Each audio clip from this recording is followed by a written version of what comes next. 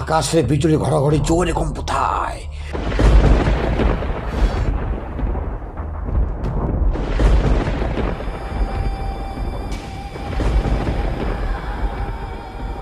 ବୁଢ଼ୀର ବିକଟାଳ ହସ ଚାରିଆଡ଼େ ଶୁଭୁଥାଏ। କଟୁଆଳ ପୁଅ ଡରି ଡରି ଥରି ଉଠୁଥାଏ, ହେଲେ ତା ଦେହରେ ବୀରର ରକ୍ତ। ସେ କହିଲା, ମୁଁ ଯଦି ଏଇଠି ଡରିଯିବି ତାହେଲେ ମରିଯିବି।